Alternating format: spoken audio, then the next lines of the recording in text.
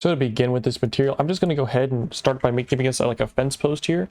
So I'm going to take the default cube, I'm going to scale them and shift Z, and I'm just going to scale them down like this so we have more something like a post like that. Then I'll press Control A, apply the rotation of the scale. I'll press Tab 3 and A, U, and Smart UV Project to give us a nice UV project. So if we go over to our UV editing tab now, we can see that we have everything unwrapped as it should be. Now I'll head over to the shading workspace, and we have our post here. And if we want, I'll just go ahead and create a new material on this. I'm going to call it oak wood plank, just like this. Awesome. Then I'm going to go ahead and Shift Z and drag him around a little bit, just so that we have a couple copies that we can look at as we go. And then I'll rotate each of these 90 degrees on the Z, RZ90, like that. And then this one, RZ90 minus, to do negative 90 degrees. Sweet.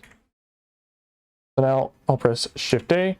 I'm going to search up a noise texture here to make our grain. Then with this selected, I'm going to go to Edit Preferences and enable the Node Wrangler add-on that's already built into Blender. You just have to hit the checkbox right here after you search up Node Wrangler in the add-on section. Then we'll have the shortcuts. Then press Control T. Nice. So if we Control Shift and left click this guy, then go over to our rendered mode. And if you're wondering what lighting I'm using, if you hit the drop down, I just unchecked Scene World, selected the forest, and then I'm changing the rotation to a default of 0 degrees. Nice. Now we're previewing the material. I'm going to use UV mapping from the texture coordinate into the mapping here, just so we have everything mapped properly. Then on the scale for this one on the Y, I'm going to change that down to a 0.25, just like this. Then the scale on the noise texture, I'm going to bring up to a 15, and the detail to a 10, and the roughness to a 0.75. Then I'm going to take the distortion and put it up to a 0.5, just so that we get those, so that has some knots here and there. As we can see here, we can sort of see it starting to look pretty decent. So now I'm going to press Shift A here. I'm going to search for a map range node. Put that right after the noise texture, so factor into the value. Then on this guy, I'm going to take the from minimum and bring it up to a 0.3 and the from max to a 0.7 to bring the contrast in from between the blacks and the whites. Then I'm just going to grab all this, move it a little bit to the left to give us some more space. Then I'll press Shift A. I'm going to search for a bump node now. And then I'll place this result into our height, and then this normal into here. I'm going to change the strength all the way down to something like a 0.1. So if we Control Shift and left click our shader, we can sort of see that we have some slight grain happening here. Obviously, it's been sanded down a bit. Otherwise, we'd move the strength up to something like a 0.4. And obviously, that'd make the grain more dominant, but this is sort of sanded down. Obviously, you can change the impact of the bump as you want. I'm going to leave it at a 0.1 for now, though. So now we need to factor into our color. I'll press Shift A, search for a Mix RGB node here. Take our result into the factor.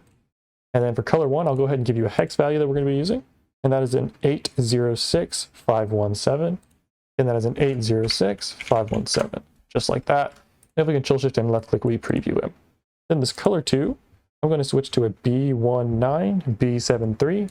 Again, that is a B19B73. Just like that. Now we have our two colors. Then after this guy, I'm just going to hit Shift A. I'll search for a Hue Saturation node so that we can adjust the hue and colors more if we want it to be darker or brighter, like that. And then for further adjustments, I'll hit Shift A and I'm going to search for brightness contrast node right here. So if we want, we can lower the contrast between the two like this, make it more solid, and then up the saturation maybe, something like that. So we can play with the colors in that way. We can also up the contrast between them and we get really weird effects like this. But yeah, that's just for further adjustments if you want. Then take this color into our base color. Now we can Control Shift and left click again.